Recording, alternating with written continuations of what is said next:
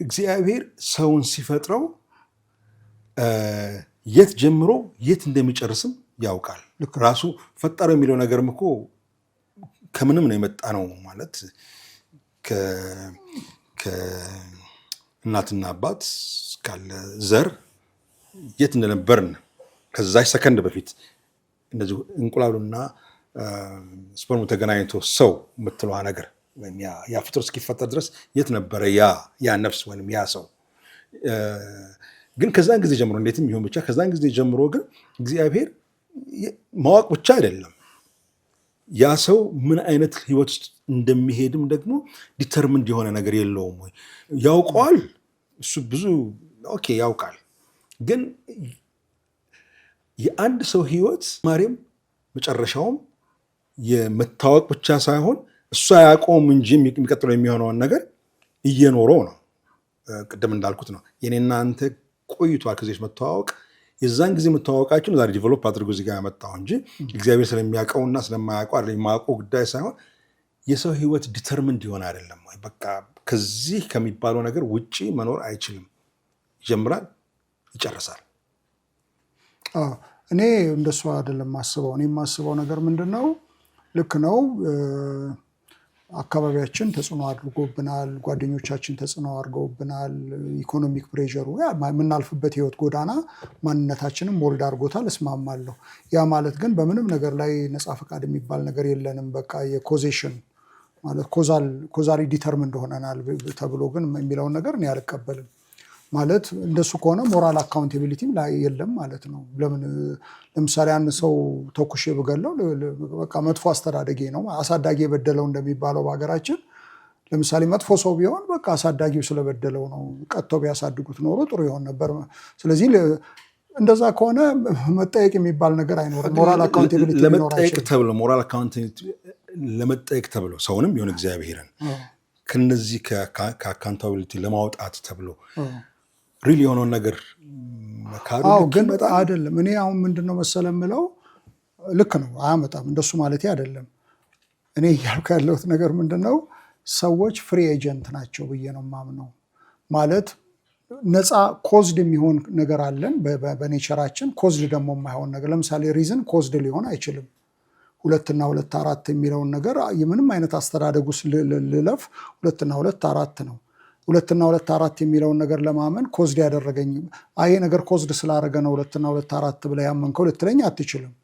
ማለት ቲንኪንግ የሚባለው ነገር ሪዝን የሚባለው ነገር ኒውትራል ነው ማለት ነው። ኮዜሽን የሚባለው ነገር የማይነካው ነገር አለ ማለት ነው።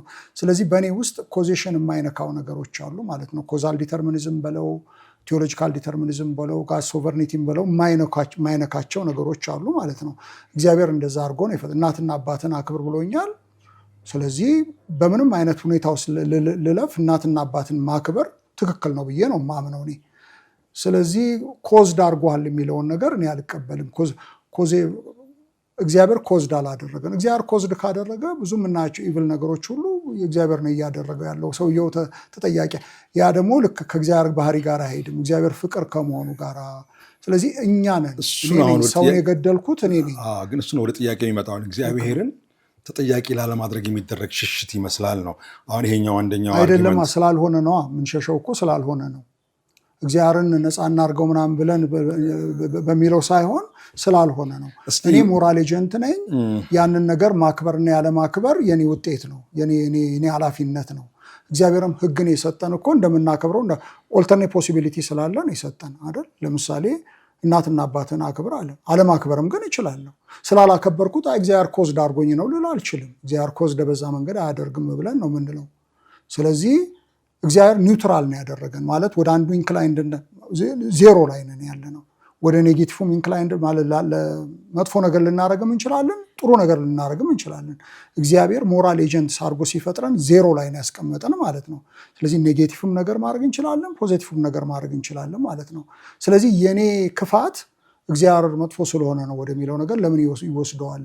አሁን ያሉትን የኢቭል አይነቶች እኮ ሁሉ ስንከፍላቸው ሞራል ኢቭል አለ፣ ናቹራል ኢቭል የሚባለው ነገር አለ። ሶስተኛው ደግሞ በሞራልና ከናቹራል ኢቭል ጋር የተገናኘ ሶስተኛ ኢቭል ነገሮች አሉ። ስለዚህ እኛ ሁሉም ነገሮች ከሂውማን ፍሪ ዊል ጋር የሚያያዙ ናቸው ብዬ ነው የምሞግተው። ስለዚህ ነፃ ፈቃድ አለ ብዬ ነው። አሁን እንግዲህ ጠንከር እያልን እየሄድን ነው እና የአንዳንድ ሰዎችንም በዚህ ጉዳይ ላይ የተነሳን ክርክርም እናነሳለን። የክፋት መኖር እግዚአብሔር የለም ለማለት በቂ አመክንዮ ነው? አይደለም፣ በጣም አይደለም ብዬ ነው የምለው። እንደውም መልስ አግኝቷል ተብሎ የሚባል እንትን ነው። እንደምታውቀው ለብዙ ዓመት እንደዚህ አይነት ክርክሮች ይቀርቡ ነበረ።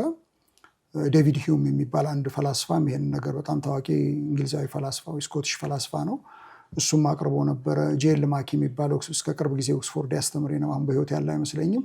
ጄል ማኪም እንደዚህ አይነት ሙግት አቅርቦ ነበረ። ዘ ኔቸር ኦፍ ነሰሲቲ የሚል የአልቪን ፕላንቲንግ ኦክስፎርድ የታተመ መጽሐፍ አለው። እሱ ላይ በደንብ በጣም ጠንካራ ሙግት ነው ያቀረበው። ኢቨን ኤቲስቶቹ ራሳቸው ለምሳሌ እንደነ ኩዊንተን ስሚዝ አይነት እነ ግራሃም ኦፒ ምናምን የሚባሉ ፈላስፎች ራሳቸው መልሰውልናል፣ ፕላንቲንግ ይህን ነገር መልሰዋል ብሎ ነው ያሉት። ምንድን ነው ያለው? በከፊል ነው እናየዋለን። ሁለት አይነት ነገር ነው። ለምንድን ነው ግን? መጀመሪያ ክርክሩን እንመልከት። እነ ጄል ማኪ እና እነ ዴቪድ ሂዩም ከዛ በፊትም የነበሩ አንዳንድ ፈላስፎች ያቀረቡት ነገር ምንድን ነበር? እግዚአብሔር ሁሉን ቻይ ከሆነ ኢቭል ለምን ይኖራል? ሁሉን ችሎታውን ተጠቅሞ ኢቭልን ሊያስወጣው አይችልም? እሱ በፈጠረው ዓለም ላይ እንዳይኖር ማድረግ አይችልም ነበር ወይ?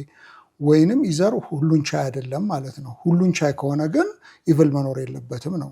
ምናልባት ደግሞ ሁሉን ቻይ ሆኖ እግዚአብሔር ሁሉን አዋቂ ላይሆን ይችላል። እንዴት ኢቭል አቮይድ እንደሚደረግ ሳያውቅ ቀርቶ ቢሆንስ ደግሞ እንዳንል ደግሞ እግዚአብሔር ሁሉን አዋቂ ነው ብለን የምንለው። ስለዚህ ሁሉን ቻይ ነው እንላለን፣ ሁሉን አዋቂም ነው ብለን እንላለን። ስለዚህ ሁሉን አዋቂ ከሆነ አቮይድ ሊያስወጣው ይገባ ነበር። እውቀቱን ተጠቅሞ እንዴት የማይኖርበትን ኢንቫይሮንመንት ሊፈጥር ይችል ነበር የሚለው ሁለተኛው ክርክር ነው። ሁለተኛው ነጥብ ነው። ሶስተኛው ደግሞ ምናልባትም ሁሉን ቻይም ሆኖ ሁሉን አዋቂም ሆኖ ነገር ግን አፍቃሪ ሁሉ ላይሆን ይችላል። ኦምኒ ቤኔቨለንት ላይሆን ይችላል። እግዚአብሔር ጨካኝ ሊሆን፣ ስናለቅስ ስናዘን የት አባታቸው እያለ የሚደሰት ቢሆንስ? ስለዚህ ግን ሶስቱም ነገሮች እውነት ከሆኑ ሁሉን ቻይም ከሆነ ሁሉን አዋቂም ከሆነ እና አፍቃሪ ሁሉም ከሆነ ኢቭን ለምን ኤግዚስት ያደርጋል የሚል ክርክር ነው ያነሱት። ስለዚህ እነዚህ ሶስት ፕሬሚሶች ባሉበት ሁኔታ ኢቭል አለ የሚለው ነገር ኮንትራዲክሽን ነው የሚል ክርክር ነው ያነሱት።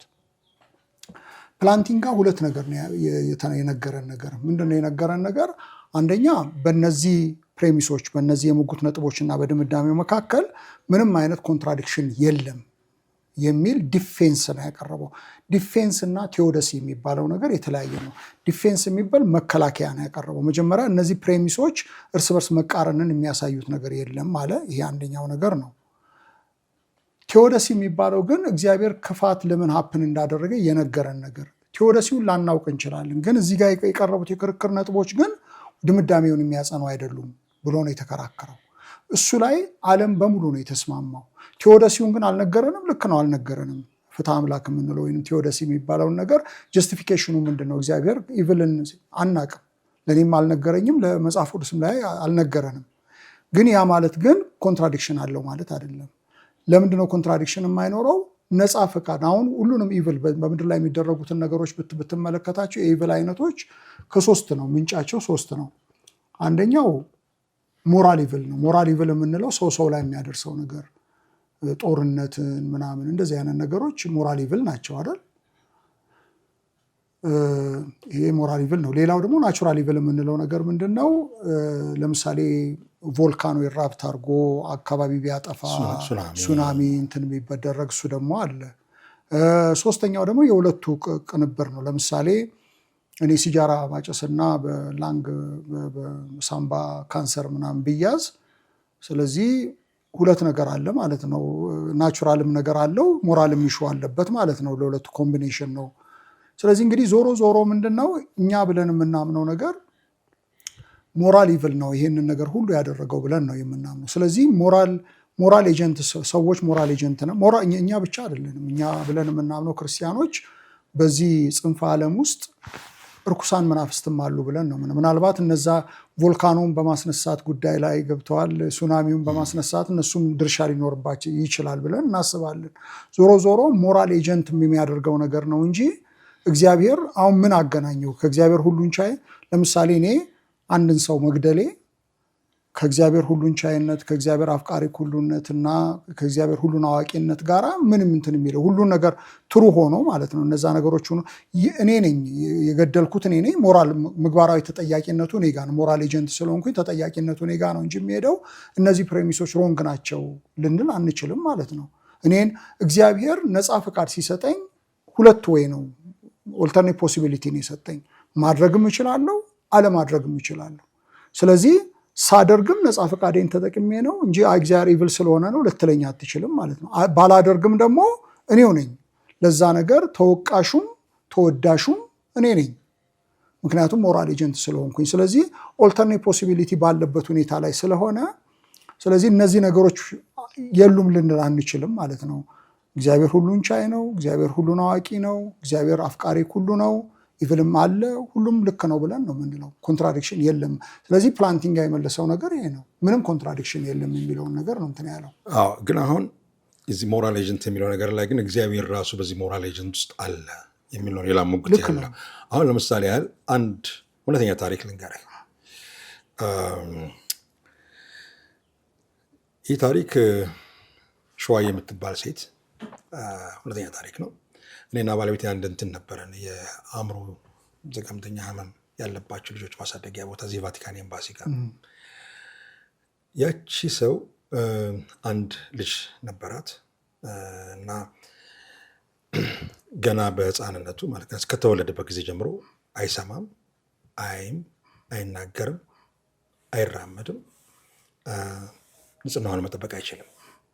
21 ዓመት እስኪሞላው ድረስ እንደዚህ ነው የሞላው። በ21 ዓመቱ ነው የሞተው። እኛ ጋር ስትመጣ ልጁ ኦልሬዲ 15 ዓመቱ ነው።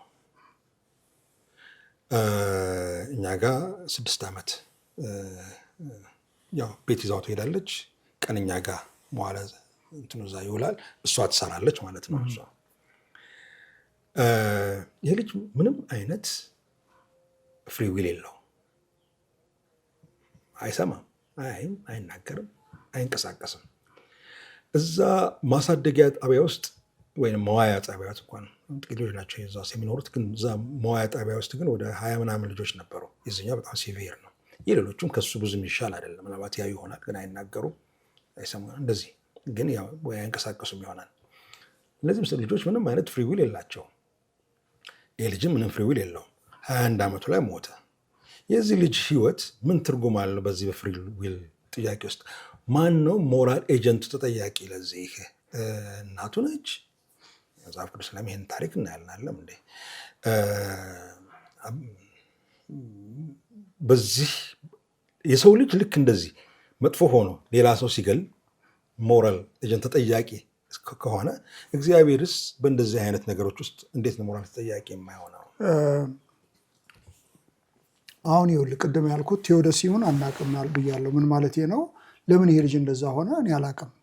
ምክንያቱ ምን እንደሆነ እግዚአብሔር አልነገረንም። ቴዎዶሲ የምንለው እሱ ፓርት ነው። ግን ከዚህ ተነስተን ግን አይ እግዚአብሔርም እኮ ኢቭል ነው ብለን ብንል ግን ልክ አይደለም ነው የምለው። ለምን ማት አንችልም? ማንችልበት ነገር ምንድን ነው? እነዚህ ነገሩ ቅድም ያልናቸው እግዚአብሔር ኦምኒሸንት ነው፣ እግዚአብሔር ኦምኒፖተንት ነው፣ እግዚአብሔር ኦምኒ ቤኔቮለንት ነው ብለናል አይደል? 3 ኦምኒዎችን አስቀምጠናል ብለናል። የተባለው አባባል እኮ ልክ አይደለም ነው እኮ ሙገቱ። እሱማ ተብሏል። እግዚአብሔር እንደዚህ ነው፣ እግዚአብሔር እንደዚህ ነው፣ እንደዚህ ነው ተባላል። ኖ ይሄማ ልክ አይደለም ብለው እኮ መረጃ የሚያቀርቡት እኮ እንዲህ አይነት ማስረጃዎችን ሲያቀርቡ ይህንን አላፈረሰውም ነው ተባለ። አይ ቢሆን ኖሮማ የሚለው የመጣው እኮ እነዚህ ነገሮች እዚህ አለ። ይኸው የምናየው የምንዳስሰው እንዲህ አይነት ልጆች ሚሊየን አሉ። በመቶ ሺህ በብዙ ሚሊዮን ሌላም ብዙ መስረጃዎች ሌሉ ጉዳዮችን ማቅረብ እንችላለን። እግዚአብሔር ፍጹም ነው፣ ወዳጅ ነው፣ አፍቃሪ ነው ምናምን የሚለው ነገር ከተባለ ይሄኛው አንደኛው ግሩፕ እኮ ነው የሚለው። አይ አንተ የምትለው እኮ ልክ አይደለም ብሎ እኮ ይሄኛው ደግሞ ማስረጃ የሚያቀርበው ለማቅረብ የሚሞክረውና እንዴት ነው እግዚአብሔር ሰው ክፉ ሰው መጥፎ ሰው የሚባለው ሰው ሞራል ተጠያቂ ከሆነ እግዚአብሔር ሁሉን ማድረግ የሚችለው አፍቃሪው ደግሞ እንዴት የበለጠ አይጠየቅም? በዛ ደረጃ ከተመዘገበ ማለት ነው። ልክ ነው። አይ እኔ እግዚአብሔር ሞራል ኤጀንት ነው እግዚአብሔር ብዬ ነው የምለው። ኢቨን እኛ ክርስቲያኖች ብለን የምንለው እነዚህ እግዚአብሔር ጽድቅ ነው፣ እግዚአብሔር አፍቃሪ ነው፣ እግዚአብሔር ቸር ነው ምናምን የሚለው ነገር እኮ ኢነረንትሊ እግዚአብሔር እንደሱ ነው ብለን አትሪቢዩቱ ናቸው ብለን ነው የምናምነው። እግዚአብሔር አፍቃሪ ነው። እግዚአብሔር የማንንም ፔን የሚፈልግ አምላክ፣ ህማም የሚፈልግ አምላክ አይደለም። እሱ ላይ እንስማማለን እኮ። ግን ይሄ ነገር ለምሳሌ እንበለውና እኔ ከአራተኛው ፎቅ ላይ ድንገት ተሳስቼው በወድቅና ኮዝና ኢፌክት አለ አይደል? መሬት ላይ ስወድቅ ብዙ ጉዳት ሊደርስብኝ ይችላል። ከዛን ወዲህ ኮንሸሴን ላጣ እችላለሁ። ከዛ ወዲህ በሰዎች እርዳታ ልንቀሳቀስ፣ ጽዳቴን አለመጠበቅ ምናምን ቅድም በልጁ ላይ የደረሰው ነገር ላይ ሊደርስብኝ ይችላል። ግን ያ ነገር በእኔ ላይ መድረሱ ግን እግዚአብሔር የለም ወይንም ሁሉን ቻይ አይደለም ወይንም ሁሉን አፍቃሪ አይደለም ወይንም እንደዛ ነገር ልትለኝ ግን አትችልም። ማለት ኮንትራዲክሽን ምኑ ነው? ኮዝና ኢፌክት ነው። ዓለማችን ለምሳሌ ሰዎች ዛፍ ላይ ወጥተው ከዛፍ ላይ ተከስክሰው ይወድቃሉ። ለምን ይወድቃል? ለምን ህማም ደረሰበት? እግዚአብሔር ለምን አልጠበቀውም? ኖ እግዚአብሔር እኮ ፍጥረታትንም ሲፈጥር ኮዝና ኢፌክት አድርጓል። ናቹራል ሎዎች አሉ። ሰዎች ከደርብ ላይ ሊወድቁ ይችላሉ። ከ10ኛው ፎቅ ከ20 ፎቅ ሊወድቁ ይችላሉ። ፎቅን እግዚአብሔር ጥበቃ ለምን አላደረገም ሊባል አይችልም። መጠንቀቅ የኛ ፈንታ ነው። እና ምን ልል ፈልጌ ነው፣ አንዳንድ ህማሞች ምክንያታቸው ምንድን ነው ብትለኝ አላቅም ነው የምለው ባጭሩ። ምክንያቱም ቴዎዶሲውን አላቅም። እግዚአብሔር ጀስቲፊኬሽን ለምንድን ነው ይሄን ነገር የፈቀደው የሚለውን ነገር እኔ አላቅም። ግን ያ ነገር ሄዶ ግን እግዚአብሔር ጨካኝ ስለሆነ ነው፣ አፍቃሪ ስላልሆነ ነው፣ እግዚአብሔር ራሱ ተጠያቂ ነው፣ መጥፎ አምላክ ነው ምናምን ወደሚለው ድምዳሜ ግን ከዛ ስጋፋ አድርገን እግዚአብሔር ራሱ የለም ወደሚባለው ነገር አያስመጣውም። ይሄ ነገር ቢኖር ኖሮ የሚለው ነገር እኮ እነዚህ ዝርዝሮች እኮ የምንቀበለው የኢቭል መጀመሪያ ኢቭልን እንጨርሰው እና የነዚህ ቅድም ያልናቸው ኦምኒ አትሪቢዩቶች አሉ አይደል? ባህሪያት አሉ። ሁሉን ቻይ ነው፣ ሁሉን ያውቃል፣ አፍቃሪ ሁሉ ነው፣ ኢቭልም ኤግዚስት አድርጓል የሚለው ነገር በእነዚህ ፕሬሚሶች ውስጥ በእነዚህ የሙግት ነጥቦች ግን ኮንትራዲክሽን የለም። እነዚህ ነገሮች አራቱም በአንድ ጊዜ ሀፕን ማድረጋቸው ኮንትራዲክሽን ነው ሊባል አይችልም። እሱ አንድ ነገር ነው። ግን ምክንያቱ ምንድን ነው? የዚህ ለአሁን ቅድም የነገርከኝ ታሪክ ለምን ሀፕን እንዲያደርግ እግዚአብሔር ፈቀደ ብትለኝ እኔ አላቅም ነው የምለው። ቴዎዶሲውን አላውቅም። ግን ሄደን ግን እግዚአብሔር የለም ወደሚለው ደረጃ ግን አያደርሰንም ነው።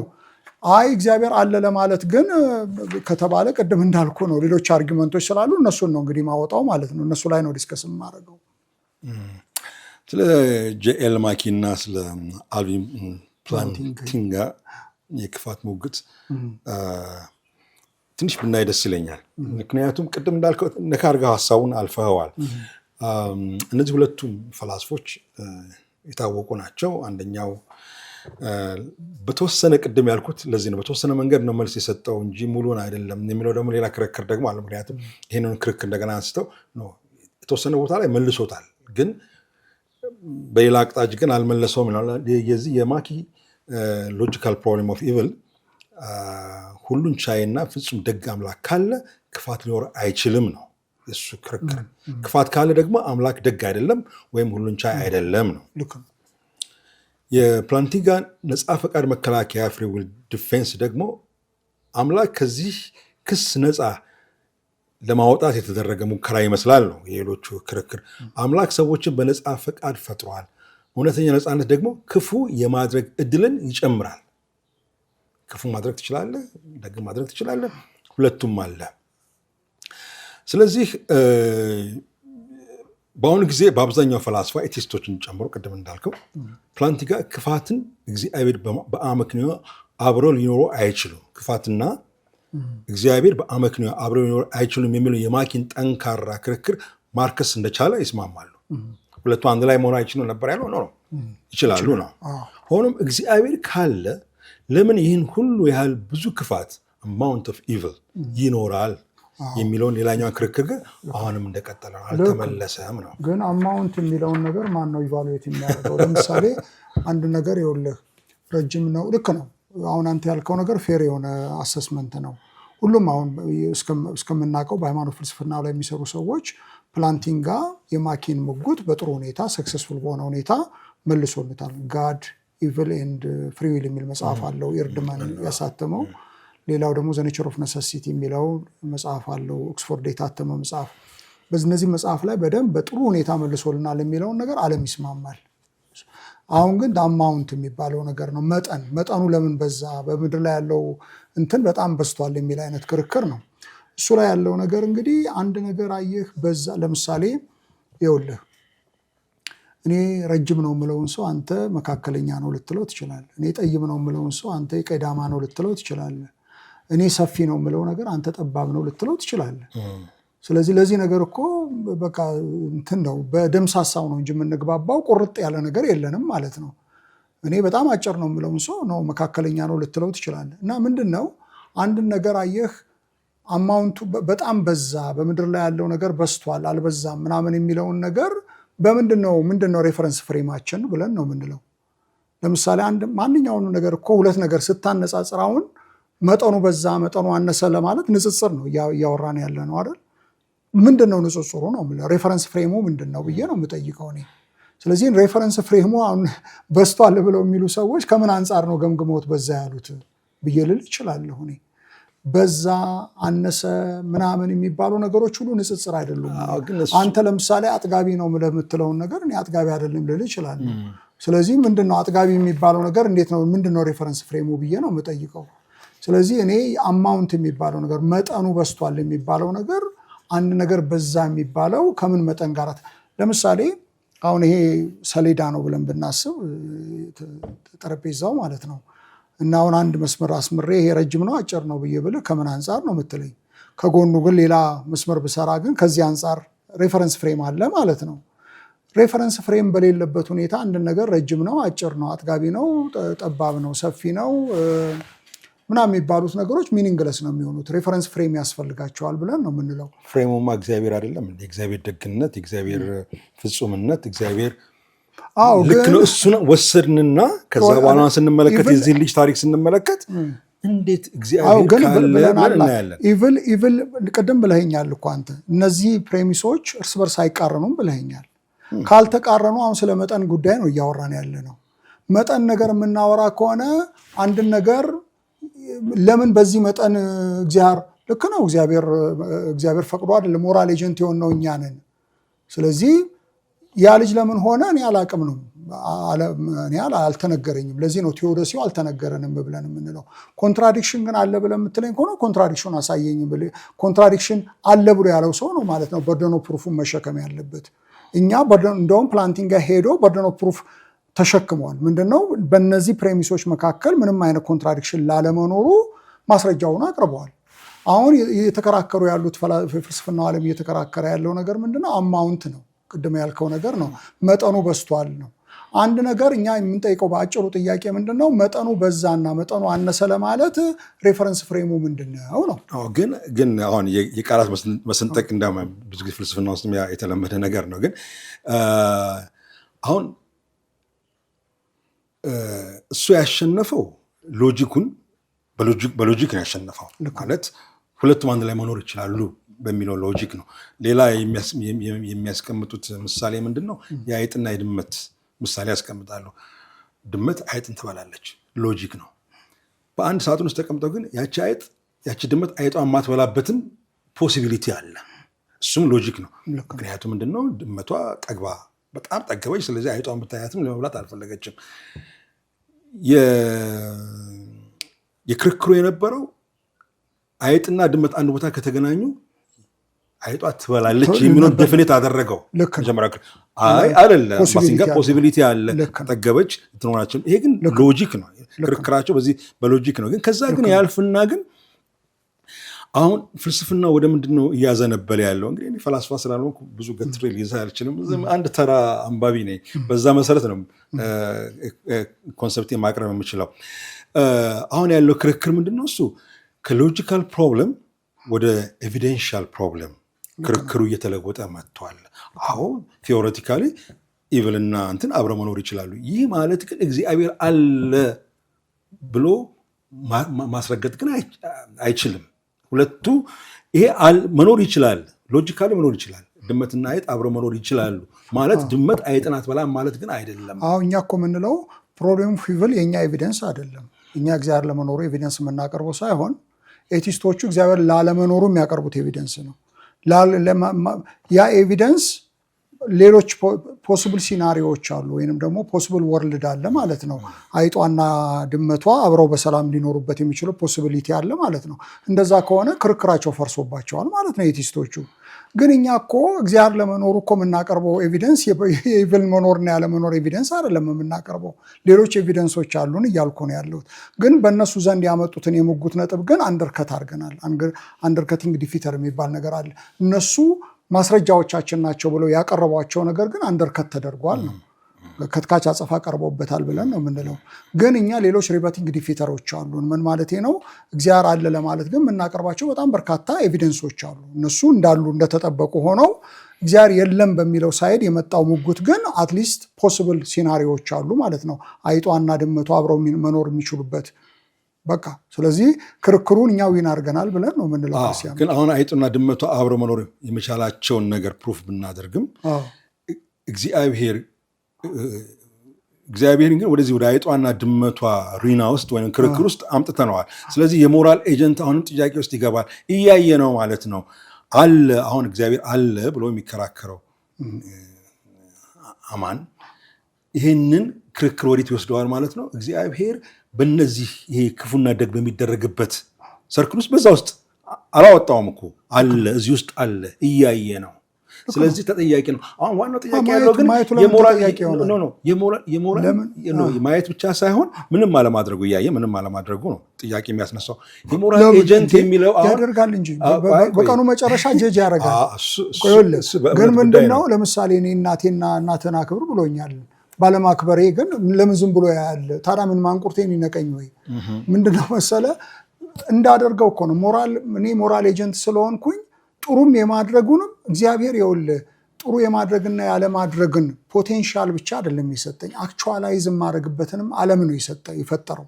ስለዚህ እናትና አባትን አክብር ተብያለሁ፣ ማክበርም እችላለሁ፣ ያለማክበርም እችላለሁ። እንደ እግዚአብሔር ዝም ብሎ ቆሞ ለምን ያህል እናትና አባቴን ሳላክብር ልል አልችልም።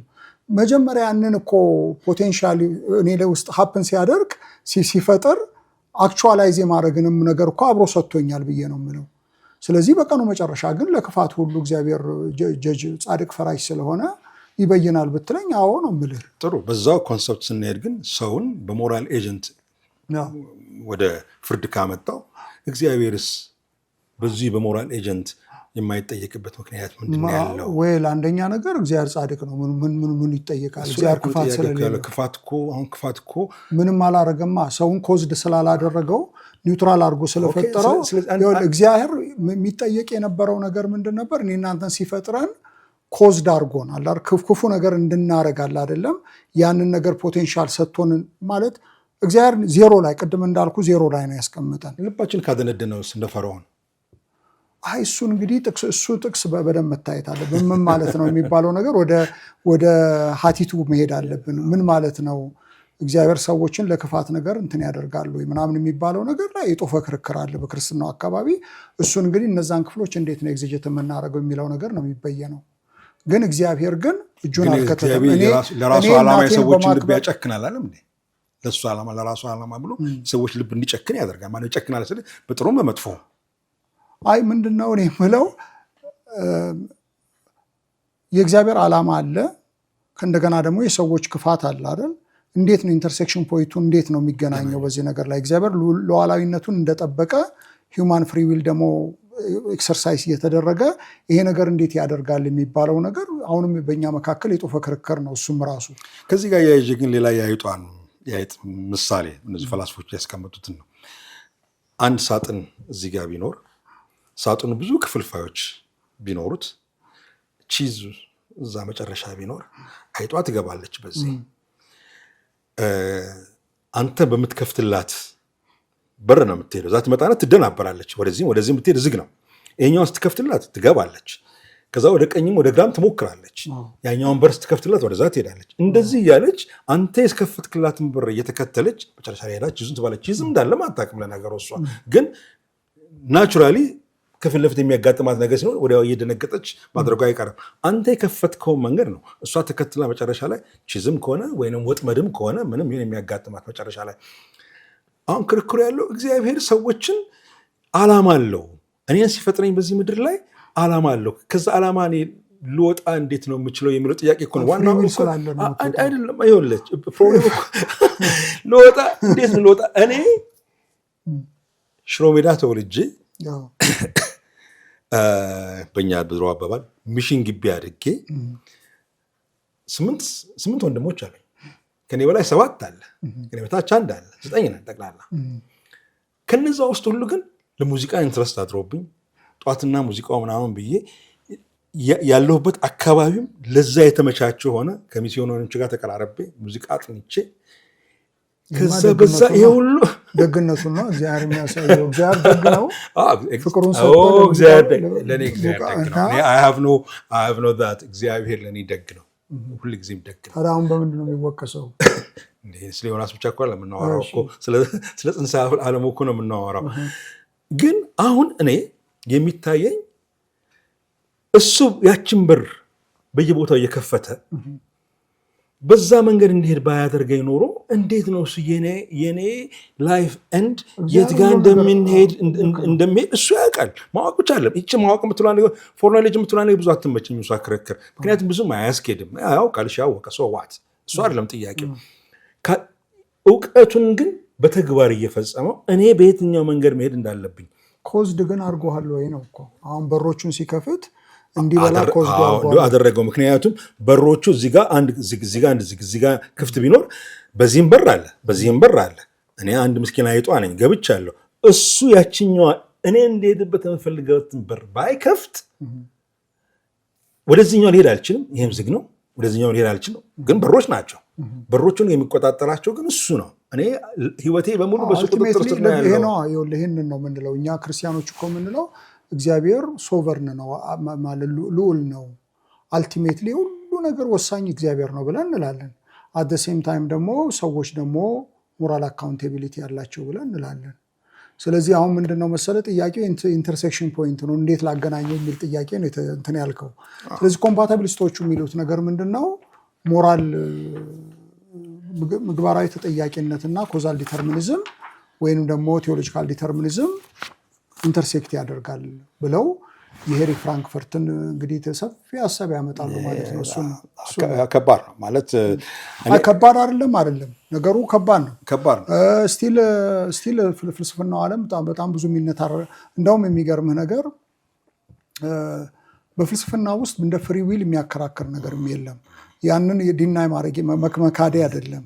ግን እንዳለ ሆኖ ግን ክርስቲያኖች ግን ስቲል እንደውም በጣም የሚገርምህ ነገር በሊበርታሪያን ፍሪ ዊልም ይሁን በኮምፓታቢሊስቶችም ይሁን ማለት ኢንኮምፓታቢሊስቶችም አካባቢ ላይ በአሁኑ ጊዜ በጣም ሊዲንግ ቲንከርስ የሚባሉት ክርስቲያኖች ናቸው። ይህንን ምናልባት አድማጮቻችን ቢያውቁት ጥሩ ነው ብዬ ነው ብለው በጣም ጨርሰዋል የተባሉ በዛ ነገር ላይ በጣም የተከበረ ሀሳብ አላቸው የሚባሉ ሰዎች ስለ እነሱም ትንሽ እንመጣለን።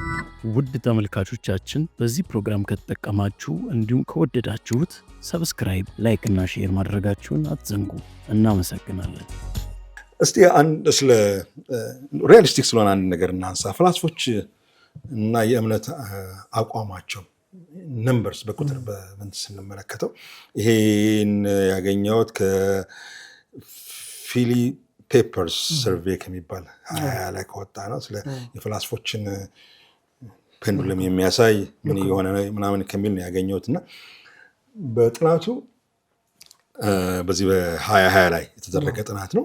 ወደ 72.2% ኤቲስት ናቸው ብዙዎቹ ፈላስፎች።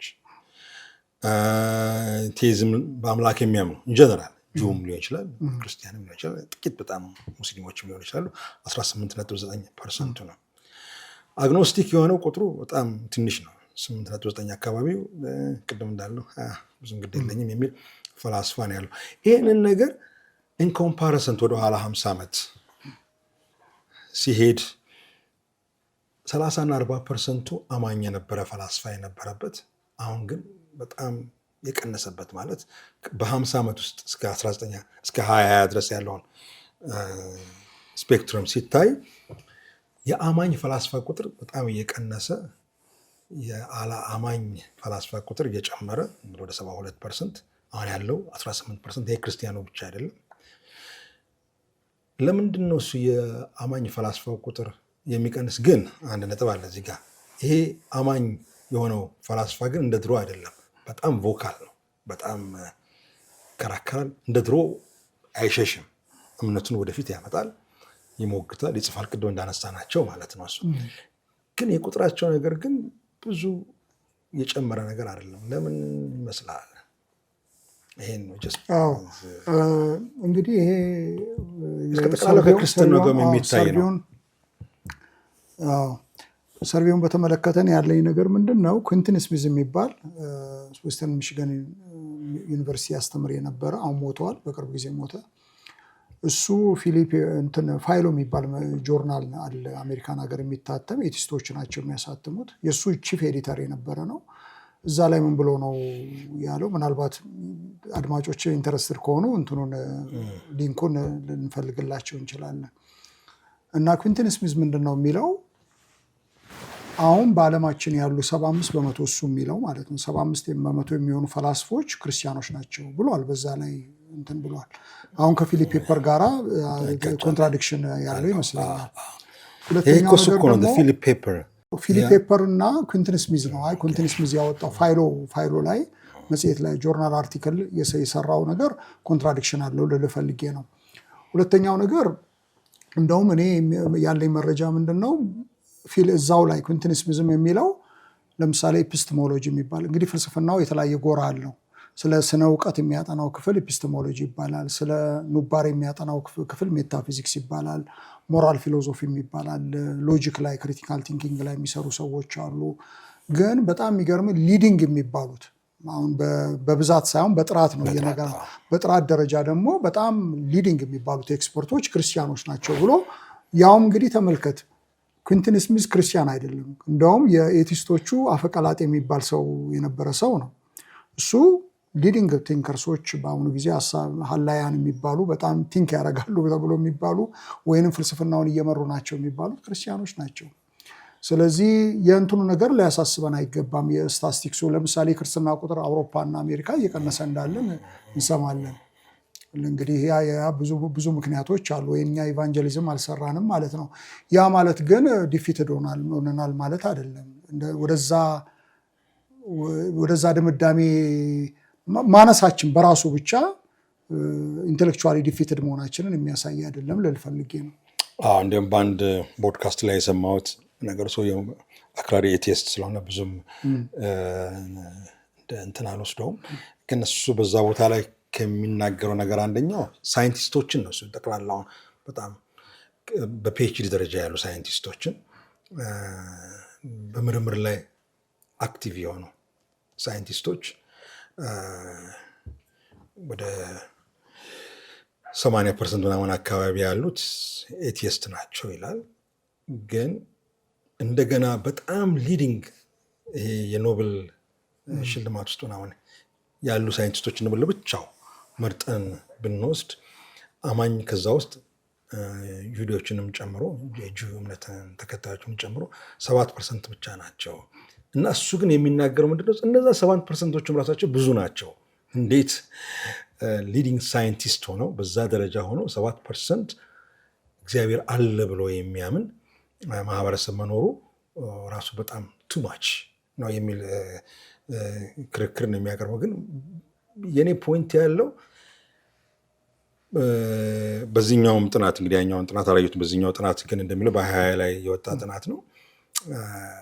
የአማኝ ፈላስፋዎች ቁጥር የቀነሰ ግን አሁን እንዳልከው በጣም ሊዲንግ ሆነ የሚታይ ማለት እንዲሁም ዲቴል ትቼው ነው እንጂ በብዙ ዩኒቨርሲቲዎች አማኝ ብሎ መናገር የሚያሳፍርበት የነበረው ጊዜ አሁን እየተለወጠ ድሮ መሳቂያ የሚያደርጓቸው አሁን ሲሪየስሊ የወሰዷቸው ይሄ ነገር እኮ ማየት አለብን መነጋገር። ምክንያቱም እንትና የሚባል ትልቅ ሳይንቲስት ይሄን ነገር የሚያምንበት ከሆነ ስቲል ማሰብ ይገባናል የሚል ሪቫይቫል ነገር በዩኒቨርሲቲዎች ውስጥ ብዙ እየመጣ ነው የሚል ነገር ነው። አንተ ለዛ ቅርብ ስለሆንክ በዚህ ላይ እንደው የምትለው ነገር ካለ ጥሩ ነበር። እኔ እንግዲህ የማውቃቸው በጣም ብዙ ሊዲንግ ቲንከርስ የሚባሉት ክርስቲያኖች ናቸው እንዳልከው። እንግዲህ ብዛቱ ማን ይበልጣል? የኤቲስቱ ነው የሚበልጠው ወይ ክርስቲያኑ ነው ወይንም አማኒው ነው የሚለው ነገር ትልቅ ነገር ላይሆን ይችላል። ግን ይህን ነገር ግን ሪቫይቭ አድርገው ማምጣታቸው ግን በጣም ትልቅ ነገር ይመስለኛል። ግን አሁን ይገርመሃል፣ ለምሳሌ አንድ ብዙ ሰዎች የሚያውቁት ዊሊያም ሌን ክሬግ የሚባል ፈላስፋ አለ። ክሬግ አሁን ብዙ ቦታ ዲቤት ያደርጋል። ምናልባት ከ100 እስከ 200 ወይም 150 የሚባሉ ትልልቅ ክርክሮችን አድርጓል። ትልልቅ ስመጥር በጣም ይወዳል። እና ብዙዎቹን እዛ ላይ ብትመለከት ማለት ሰርቬይ ራሱ ታዳሚው ራሱ ያለው ነገር ከግማሽ በላይ የሆኑት እኔ እስከማውቀው ድረስ ዊሊያም ሌን ክሬግ ዊን አድርጓል ተብሎ ነው እንትን የሚባለው። እና ጥሩ ጥሩ አርጊመንቶች፣ ሙግቶች አሉ። ያንን ሙግት ግን ምንድን ነው መሰለ ክርስትናው እኔ አሁን የቤተክርስቲያን ሁኔታ ለዚህ ነገር በጣም ለም መሬት ነው ብዬ አልልም። ትልቅ ችግር አለ። ኢንቴሌክቹዋል ዲስከሽን የለም በቤተክርስቲያን አካባቢ እና ይህን ነገር ማድረግ አለብን። ቅድም ያልናቸው ኮስሞሎጂካል አርጊመንት፣ ኦንቶሎጂካል አርጊመንት፣ ሞራል አርጊመንት ምናምን የሚባሉ የተለያዩ ሙግቶችን ማስተማር መቻል አለብን። ህዝቡ ሊያውቃቸው ይገባል ብዬ ነው የምለው። አሁን በፍልስፍናው አካባቢ ላይ ያለውን ነገር ስለ ጀስቲፊኬሽን ሆነ ስለ እውቀት ራሱ ምንድን ነው፣ ትሩዝ ራሱ ምንድን ነው ምናምን ነገር የሚባሉትን ነገሮች ማስተማር መቻል አለብን። በጣም ሲሪየስ የሆኑ ጉዳዮችን መማር ቤተክርስቲያን መማር አለብን ብዬ ነው የምለው። ዝም ብሎ ዘምረንና ተጫጫውን መምጣት አለብን ብዬ አላስብም እኔ። እና ቤተክርስቲያን በጣም መስራት አለባት። እነዚህን ትልልቅ ሊቃውንት ስራ ለህዝቡ ማስተዋወቅ አለባት ብዬ ነው የማስበው። እና አሁን የእድል ነገር ሆኖ ቤተክርስቲያናችን በአብዛኛው እንግዲህ አንዳንድ ቤተክርስቲያናት ጥሩ ጅማሮ ያላቸው ይመስለኛል፣ ግን በአብዛኛው ግን እንደዛ አይደለም። ቤተክርስቲያን ሄደን አዝነን ነው አንዳንድ ጊዜ የምንመጣው። በምንሰማው ነገር በጣም የተወገረገረ መስመር የሳተ ነገር ነው የምንሰማው። እና በዚህ ነገር አንተም እኔም እናዝናለን። ቅድም ስናወራ ነበር እና ቤተክርስቲያን መቀየር አለባት ብዬ ነው የምለው። ተስፋ ሰጭም ነገር አይቻለሁ። እኔ አሁን ባለፈው በነበረኝ በተለያየ ቦታ ላይ በማድረጋቸው አውደ ጥናቶች ወጣቱ ትውልድ በተለይ ተማሪ የሚባለው ክፍል በጣም ለክርስትና በተለይ ለቅበተ እምነት ከፍተኛ ፍላጎት ኖሮት አይቻለሁ። ያ በጣም የሚያበረታታ ነገር ነው። ግን ማስተማር አለብን። ችግሩ ያለው እኛ ጋ ነው። አሁን ማን ነው ፕላንቲንጋን፣ ማን ነው ኒኮላስ ዋልተር ስትሮፍን ወይም ለትልልቆቹ ሊቃውንት እነ ሪቻርድ ስዊንበርንን የኦክስፎርዱ ፈላስፋ የእነዚህን ስራዎች ማስተዋወቅ መቻል አለብን ብዬ ነው የምለው። እነዚህን ሰዎች የሰጠን እግዚአብሔር ነው። ምን እያሉ እንዳለ መታወቅ አለበት ብዬ ነው የምለው። እና ቤተክርስቲያን መስራት አለባት። እውነት ነው። እኛም የእኛ ልጆች አሁን አድገው ወጥተዋል እና እኛ ቸርች እንግሊዝኛው የዚህ ሉትራን ቸርች የምንሄድበት ልጆቹ ወደ ሃይ ስኩል ማለት 12ኛ ክፍል ወደ መጨረስ ወደ ዩኒቨርሲቲ የመግባት ነገር ሲኖር ልዩ ኮርስ ይሰጥ ነበር ለልጆቹ። ምክንያቱም ዩኒቨርሲቲ ሲገቡ መጀመሪያ ዓመት በጣም የሚደነጋገሩት ነገር ይህንን ነው። ፕሮፌሰሮቹ በጣም መቀለጃ ነው የሚያደርጉት። ብዙ ነገር ይናገራሉ። ልጆችን የሚያሸማቀቅ ነገር ነው የሚያደርጉት። እና እንዲህ አይነት ፕሮፌሰር ቢያጋጥማችሁ መልሱ እንደዚህ ነው ወይም እንደዚህ ብላችሁ እንድታስቡ ብሎ ማለት ትሬኒንግ እንሰጣለን። እኛ ጋር በደንብ ያው ሲሄዱ የሚያጋጥማቸውን ነገር ስለምንፈራ ማለት ነው። አንዳንዴ እናተርፋቸዋለን፣ አንዳንድ ጊዜም ያው በትግል ውስጥ እንዲያልፉ ይሆናሉ። ግን አትሊስት ግን መጀመር ያለበት ይመስለኛል። በጣም ብዙ ወጣት ደግሞ በዚህ ነገሮች ላይ በጣም ጥያቄ ያለው፣ ግን ያው ቅድም እንዳለን አብዛኛው ነገሮቻችን በሞቅታ ላይ ነው ያለነው ገና እና ብዙ ፕሮብሌም አለ። የመጨረሻው እንዘጋው በዚሁ ጋር አያይዘን አሁን ስላለው የቤተክርስቲያን ማለት አሁን ኢትዮጵያ ውስጥ ያለውን ቸርች እንደው ምን አይነት ተስፋ ምን አይነት ነገር ይታይሃል? እንዴት ነው እንደው ወደ ተስተካከለ ነገሮችን ለማምጣት የሚቻልበት ሁኔታ ምንድን ነው?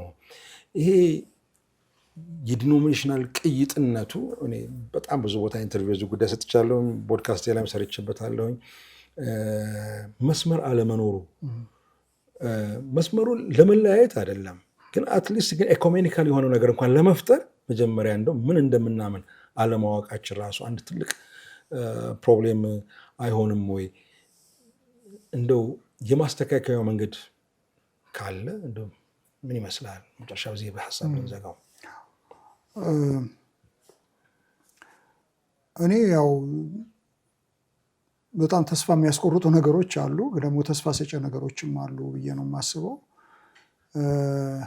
እኔ አሁን በፊት በጣም ፔሲሚስት ነበርኩኝ፣ ማለት በጣም ጽልመታዊ ነበርኩኝ። ቤተክርስቲያን እንጃ መታደሷን ዳውት አደርጋለሁ የሚል አይነት ሀሳብ ነበረኝ። ከጥቂት አሁን ወደ አዲስ አበባ ወደ ኢትዮጵያ ከመጣሁ በኋላ ግን ያየሁት ነገር ለዚህ ላለፉት 3 ወራት ያየሁት ነገር በጣም ተስፋ ሰጪ ሆኖ ነው ያገኘሁት እና እድል አለን ለታድሶ እድል አለን ብዬ ነው የማስበው። እንዳልከው በጣም ተቀይተናል። ድሮን ያሁን ሉትራን አካባቢ ሲሄድ ካህኑ ልብሰ ተክህኖን አድርጎ ገባ ቃለ እግዚአብሔር ይነበባል። መዝሙሮቹ በጣም የተዘጋጁ ናቸው። በጣም ኦርደር ያለው ማለት ስርዓት ያለው በጣም ደስ የሚል አይነት ነገር ነበረ። ግን አሁን ሁሉም ቦታ አንድ አይነት ሆነዋል። እኔ እንደምታውቀው ከቃለ ሕይወት ነኝ፣ አንተ መካነ ኢየሱስ ነህ ሌላው እና የፈለግከውን ነገር ታገኘ። ቃለ ሕይወት ሄደ የሆነ ቃለ ሕይወት ፍሌቨር ነበረ፣ የመካነ ኢየሱስ ፍሌቨር ነበር፣ የመሰረተ ክርስቶስ ነበር። የሁሉም የራሳቸው የሆነ ጥሩ ነገር ነበራቸው። አሁን በጣም ተቀይቷል። አንድ አይነት ነው። ምንም አንዱ ቦታ ሄደ ከሌላው ቦታ በምንም ነገር በቃ ታፔላው በስተቀረ ምንም ልዩነት በስነ መልኩቱ ማስተሳሰብ ጭምር ማምልኮ ብቻ አይደለም። ያ ነገር አለ። እንግዲህ እኔ የሚታየኝ ነገር ብዙ መስራት እንዳለብን ነው እና በየትኛውም ዘመን ደግሞ ቻሌንጆች አሉ። እንደምታውቀው ቻሌንጆችም አሉ፣ ተስፋ ሰጪ ነገሮች።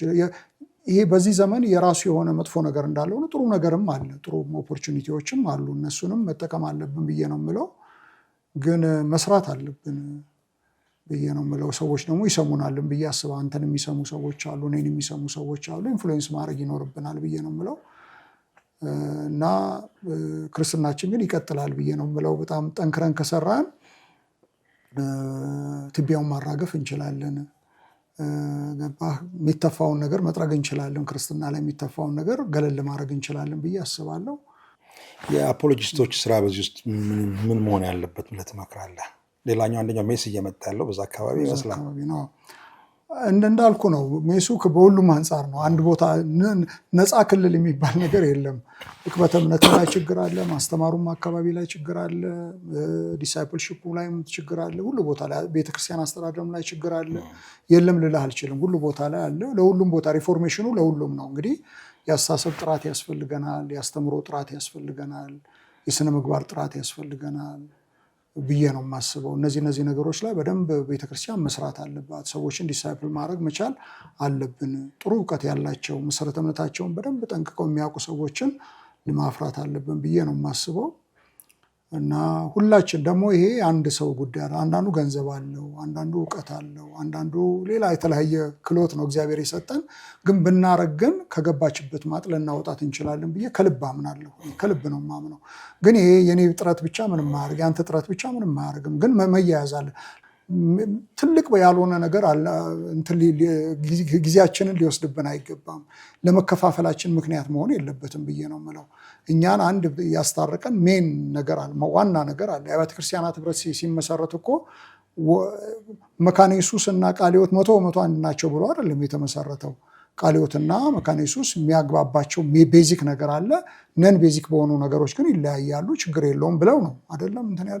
ያንን አሁንም ማድመቅ የሚያስፈልገን። ስለዚህ አንድነታችንን ነው በጣም እያጸናን እጅ ለእጅ ተያይዘን ነው መስራት የሚያስፈልገን ብለን የሚለያዩን ነገሮችን አሁን ብዙ በሶሻል ሚዲያ ላይ የሚፈጥሩ ሰዎች ሌሎች በጣም የሚያንገበግቡን ኢሹዎች የሉም ወይ? ህልውናችንን የሚፈታተኑ ነገሮች የሉም ወይ?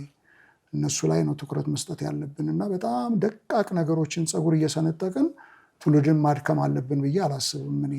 እና እንደበሰለ ሰው፣ እንደተማረ ሰው፣ እንዳወቀ ሰው እግዚአብሔር ደግሞ ብዙ ኦፖርቹኒቲ እና እድል እንደሰጠው ሰው ቤዚኩን ነገር ላይ በማድረግ እና መተባበር ነው ዋናው ነገር። አሁን የሚያለያየን ነገሮችን የሚቀፈቅፉ ሰዎች ብዙ ናቸው። እነሱን ትተን ማድረግ ያለብን ነገር የሚያግባባን ነገር ላይ በደንብ አድርገን እሱ ላይ ነው መነጋገር ያለብን ብዬ ነው የማስበው።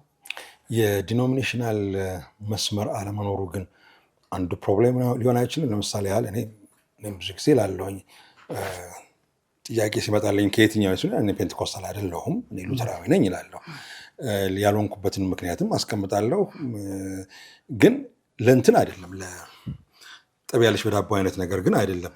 ግን ያ መስመር አለመኖሩ ኢትዮጵያ ውስጥ አሁን እንደ ተለያዩ አፍሪካ ሀገሮች ቅድም ስናነሳው ነበር፣ ዩጋንዳ ሄጄ የነበረውን ነገር እዚህ ኬንያ ብትሄድም ዲኖሚኔሽናል መስመር መኖሩ ሌሎቹን ባዕድ አስተምህሮቶችን ለመከላከል ጠቅሟቸዋል። እኔ ያየሁት ነገር ነው፣ ጠቅሟቸዋል። እና እኔ ባፕቲስት ነኝ፣ እኔ ሜኖናይት ነኝ፣ እኔ ምናምን ነው የሚለው ነገር እና ከዛ በኋላ ግን ጤነኛ የሆነ ኢኮሜኒካል ነገር መፍጠር ችለዋል። እኛ ሀገር ያ ድንበር ጥሶ ድብልቅልቅ ማለቱ እኔ የማምንበትን ነገር ምን እንደሆነ እስከማላውቅ ድረስ አላደረገኝም። አሁን ልጆች ሳለን እኛ ወጣቶች ሳለን ሉተራዊነታችንን በግልጽ ነበር የሚነግሩን። ይሄ ሉተራዊና ይሄ ቃለ ሕይወት ባፕቲስት ነች፣ በዚህ ነገር ከኛ ትለያለች። ሜኖናይት ደግሞ በዚህ ነገር ከኛ፣ ፔንቴኮስታስ ደግሞ በዚህ ነገር ይለያሉ። የምናምነው እንደዚህ ነው። ለምንድን ነው ቄስ ያለን? ለምንድን ነው መሰዊያ ያለው? ለምንድን ነው ቄሱ ፊት ወደዚህ የሚያዞረው ወደዛ የሚያዞረው? ለምንድን ነው ሻማ የሚያበራው? እነዚህ ነገሮችን የኔን አይደንቲቲ ፈጥረዋል። ልክ ነው ልክ ያለው ሌላ ጉዳይ ነው። ግን ያ መስመር መደበላለቁ ከዛ በኋላ እኔ የማምንበትን ነገር አለማወቅ መጨረሻ ላይ ሄዶ የመጣው ነገር ምንድን ነው? እሱ አሁን ስለ ክርስቶስ ምጽአት እናንሳ ብንል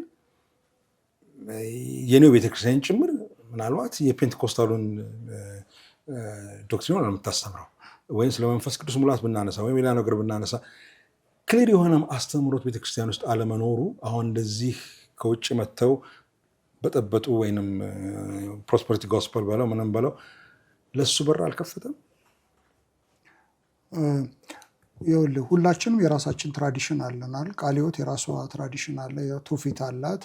መካኒስቶች የራሳቸው ትራዲሽን አላቸው፣ ሜኖናይቶች አላቸው፣ ሌሎቹም ቤተክርስቲያናት የራሳቸው ትራዲሽን አላቸው። ትራዲሽናችን መጠበቃችን ጥሩ ነው ብዬ ነው የማስበው። ትራዲሽናችን ማለት በአንዳንድ ነጥቦች ላይ ቴዎሎጂ ለሁለት እንክፈለው። ምንድነው መሰለ? አንደኛው ሜጀር ዶክትሪን የምንለው ነገር አለ፣ ሌላ ማይነር ዶክትሪን ነገር የሚባለው ነገር አለ። እኔ እናንተን እኮ አንድ ያደረገ ሜጀር ዶክትሪን ነው። በተረፈከው ማይነር ላይ የምንለያየው ነጥብ አለ። ስለዚህ ሰዋት ከማይነር ነገር ላይ ክርስትና ልበሰፊ ነው። እኔ ክርስትና በጣም ጠባብ ነው ብዬ አላስብም። ልበሰፊ ነው። ለምሳሌ ጳውሎስ በሮሜ ምዕራፍ 14 ላይ ስለ ሁለት ጉዳዮች ያነሳል። ስለ ቀናትና ስለ ምግብ ያነሳል። ቀናት አንዳንድ ሰው አንድ ቀን ከአንድ ቀን ይሻላል ብሎ ያስባል።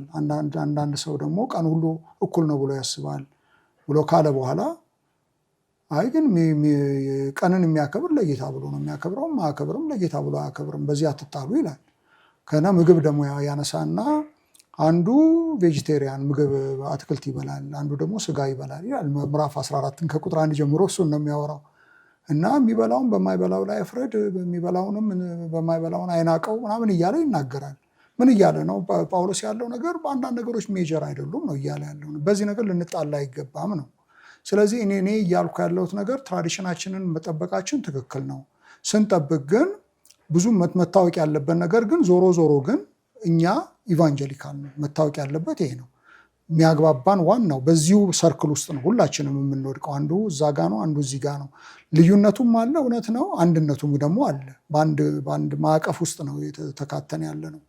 ስለዚህ እኔ ይሄ ነገር በደንብ ደምቆ መናገራል። በጣም እኔ ልዩነቱን በጣም ማጦዙት ትክክል ነው ብዬ አላስብም። ልክ ጳውሎስ የቀናትንና የምግብን ጉዳይ ዋና ነገር አይደለም ብሎ እኮ ነው ያለው። ያ ማለት ግን አቋም የለውም እንዴ? አቋም እኮ አለው። ለምሳሌ ስጋን ለወንድሜን የሚያሰናክለው ነገር ይቅርብኝ ብሎ ሲል ስጋ ቫይታሚን የለውም ምናምን እያለ አይደለም። አቋም አለው በዛ ነገር ላይ፣ ግን ያ ዋና ነገር አይደለም ነው።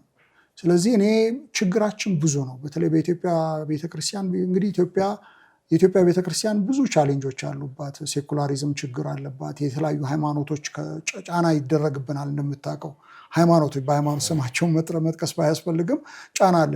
በዚህ ጊዜ እኛ የሚያስፈልገን አንድነት ነው ብዬ ነው የማስበው። በጣም ተባብረን በመስራት ነው እንጂ ልዩነትን መቀፍቀፍ እኔ ተገቢ ነው ብዬ አላስብም። ያ ነገር ያዳክመናል ማለት ልዩነታችን እናንተ በጣም መጣመር ነው ያለብን ጊዜ ቢኖር አሁን ነው ብዬ ነው የማስበው። አይ ሉትራዊነቴን ልክ ነው እያወቅኩኝ እኮ ነው። ስጣመር እኮ ሉትራዊነትን እየገፋው አይደል፣ አንተ ቃለ ሕይወትነቴን እየገፋ አይደለም። ስለዚህ እኔ ያን ነገር በጣም ማድመቅ መቻል አለብን። በጣም ተጅረብረበን ሁላችን የሚወደቅ ነው። ከውድቀታችን ደግሞ የምንነሳበትን መንገድ በጋራ መፈለግ አለብን። እንደ ሉትራን ተሰብስበው በጋራ መፈለጋቸው ጥሩ ነው ብዬ ነው የምለው። ቃለ ሕይወቶችም ተሰብስበን ማድረጋችን ጥሩ ነው፣ ግን በጋራ ደግሞ ማድረጋችን ጥሩ ነው፣ አቅም የሚሰጠናል ብዬ ነው የምለው። እኔ አሁን አንድ መጽሐፍ አየው ዲስፐንሴሽናሊዝም በምናምን ጥላ ስር የሚል የእናንተ ሲኖዶስ ያሳተመውን አየው። እኔ ትክክል አይደለም ብዬ ነው የምለው። ዲስፐንሴሽናሊዝም ሄረሲ ኑፋቄ አይደለም። እንደምታውቀው እኔ ዲስፐንሴሽናሊስት አይደለሁም፣ ግን ዲስፐንሴሽናሊዝም ኑፋቄ ነው ብሎ ማለት ግን ተገቢ አይደለም። ሉትራን እንደዛ ብላ ቤተክርስቲያን እንደዛ ብላ መጽሐፍ አለበት ብዬ አሁን ይሄ ጸብ ያለሽ በዳቦ ብዬ ነው የሚወስደው። መጽሐፉን ሳይ እንደምታውቀው እነ ስቲቭ ስትራውስ እነ ቪክ አንደርሰን ምናምን የሚባሉት እኮ የኛ አስተማሪዎች ዲስፐንሴሽናሎች ነበሩ። ዲስፐንሴሽናሊዝም ደግሞ ራሳቸው አሁን ዳላስ ቴዎሎጂካል ሴሚናሪ ራሳቸው እየቀየሩ ነው። አሁን ሪቻርድ ሙለር የሚባለው የሳውዘርን ባፕቲስት ቴዎሎጂካል ሴሚናሪ ዲስፐንሴሽናሊዝም ልክ አልነበርንም እያለ ነው። እነሱም ራሳቸው እየመጡበት ያለ ግን ኑፋቄ ነው ደግሞ ማለት ቱማች ነው። ኑፋቄ ነው ልንለው አንችልም። ኑፋቄ አይደለም። ግልጽ ነው ሀሳብ ልክ አይደለም። እስማማለሁ ልክ ባለመሆኑ ግን እንደዛ ተብሎ መጽሐፍ ግን ልዩነትን ያበዛል። ገባ ኑፋቄ ነውማ ከተባለ እንዴት ነው ቁጭ ብለን ምን መነጋገር የምንችለው? አብያተ ክርስቲያናት ህብረትን እኮ ስንመሰርት እኮ አንድነታችን ይበዛል እያለን ነው አይደል? ኮር በሆኑ ዶክትሪኖች ላይ አንድ አይነት አቋም አለን ብለን ስላለን እኮ ነው የአብያተ ክርስቲያናትን ህብረት የመሰረት ነው። ያ ማለት ግን አይነት ዶክትሪኖች ልዩነቶች አሉ ነው፣ ግን ያ ዋና ነገር አይደለም። እኔ እናንተ መድረክ ላይ መጥቼ እንዳገለግል የሚከለክለኝ አይደለም። አንተም እኛ ጋር መተን ለማገልገል የሚከለክልህ ነገር አይደለም። አንድ ነን፣ በጌታ አንድ ነን። አብረን ተመርከን እንጸልያለን፣ ቃሉን እናነባለን። በአንተ በኩል እግዚአብሔር እኔን ይናገራል፣ በእኔ በኩል አንተ እንደዚህ ብለን ነው የምናምነው። እና በጣም ጸብ ያለሽ በዳቦ በጣም አለ እኛ አካባቢ። አሁን የማየው ነገር ይሄንን ነው። ስለዚህ እኔ ይሄ ነገር የሚጠቅመን አይመስለኝም። እኛ በጣም ሪል ባትል አለን፣ ሪል ቻሌንጅ አለን። ስለዚህ በዛ ላይ ፎከስ ማድረግ አለብን። ፕራዮሪቲ መስጠት ባለብን ነገር ላይ ፕራዮሪቲ መስጠት አለብን ብዬ ነው የማስበው። ግን አሁን ከምትለው ነገር ጋር ግን አንድ የመጨረሻ እንድናደርገው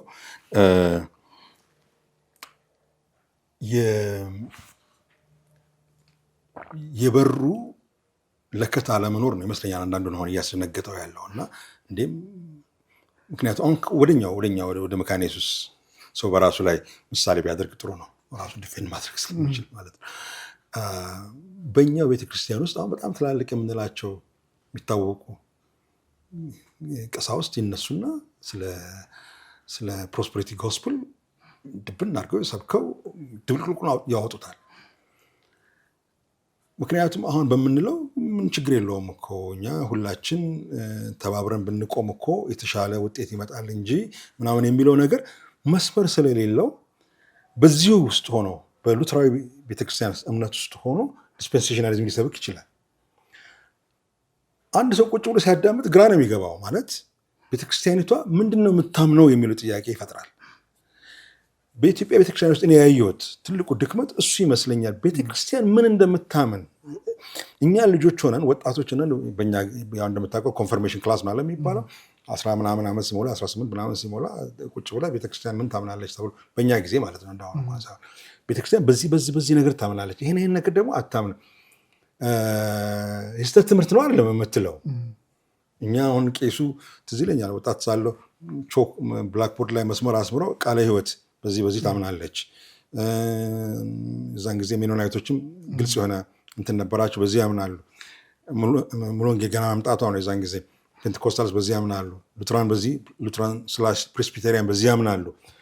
ይሄ የእኛ እምነት ነው። በዚህ ደግሞ ከነዚህ ጋር እንለያለን። ይሄ ማለት እነሱ የስተት ትምህርት ናቸው ማለት አይደለም፣ ግን የምናምነውን ነገር ግን እናውቃለን። እኛ ወጣት ሳለን ከዚህ በፊትም ሌላ ቦታም ተናግሬያለሁ።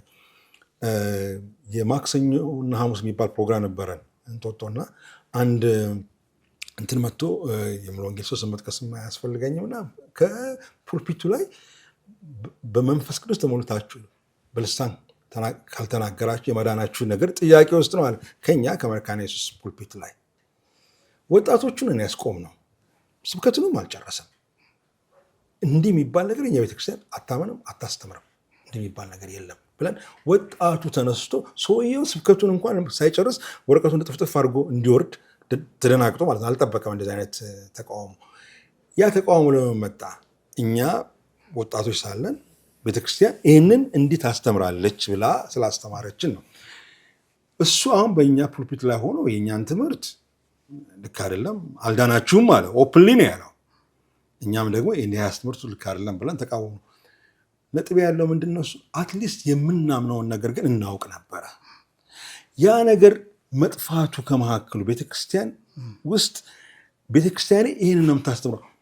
ሶሻል ሚዲያ ላይ በየጊዜ የሚነሳ አንዴ ዳኔ ሁሌ አልዳነ ምናምን የሚሉ እንድትርክ ቱግ እያለ ይነሳላል። አሁንም እዛም ከዛ በኋላ ሰዎች ምንድን ነው እሱ መልስ የሚፈልጉት?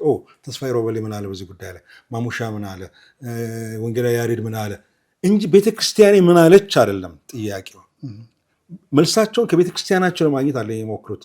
ታዋቂ ሰዎች በዚህ ጉዳይ ላይ ምን አሉ፣ እንትና ምን አለ፣ ከዛ ላይ ያው ፌስቡክ ላይ የምታውቀው ጦርነት ይፈጠራል። ይህንን መሳታችን ለመዳከማችንም አንደኛው ምክንያት አይሆንም። ይህንን ነገር ጥርት አድርገን አውቀን ግን ኢኮሜኒካል የሆነ ነገር ላይ ደግሞ ብንገናኝ ሌሎቹ አፍሪካን ሀገሮች ውስጥ ብዙ ስለተጓዝኩና ስላየሁት ነው። እንደዛ ቢሆን መልካም አይሆንም ነበር ብለህ ታስባለህ? አዎ እኔ አሜን ነው የምለው። አንተ ያልከው ነገር በጣም ጥሩ ነው። እኛ ያው እንግዲህ ቤዚክ ዶክትሪናችንን ማስተማር አለብን። ማይነር ደቂቃን ወይም ንዑሳን የሚባሉ ትምህርቶችንም ማስተማር አለብን። ስናስተምር ለምሳሌ መካነ ኢየሱሱ ከቃለ ሕይወቱ በምን እንደሚለይ፣ ቃለ ሕይወቱ ከመሰረተ ክርስቶስ እሱንም መነገር አለበት ብዬ ነው የምለው እና እነዛ ልዩነቶቻችን ግን መታወቅ ያለባቸው ማይነር ናቸው በሚለውን ደግሞ መታወቅ አለ። ሜጀር ነገር አይደለም። ሜጀርማ ቢሆን አብረን ተሰብስበን ልናመልክ አንችልም ነበረ። ስለዚህ ጳውሎስ እንዳለው ነው። ቀናት የተለያዩ ቀናትን የሚያከብር አለ። ምግብ ቬጂቴሪያን አለ። እንደ ካርኒቨረስ ደግሞ ስጋ ብቻ የሚበላም አለ። ግን ሁሉም ግን የጌታ ነው። ይህን መታወቅ አለበት ነው። ስለዚህ ትራዲሽናችንን ማስተማር አለብን። ቅዱሳት መጽሐፍትን ማስተማር አለብን። ከዛ በላይ ግን ቻሌንጆች አሉብን። ከስህተት ትምህርቶች፣ ከተለያየ ሃይማኖቶች የሚመጡብን በጣም ሜጀር የሆኑ እዛ ላይ ጉልበታችንን፣ ጊዜያችንን ማባከን አለብን ብዬ ነው። በጣም የጥቃቅን ነገሮችን በመፈልፈል ወይ በመፈብረክ እኔ ጊዜያችንና ጥሪታችን እንትን ማለት ያለበት መሟጠጥ ያለበት አይመስለኝም።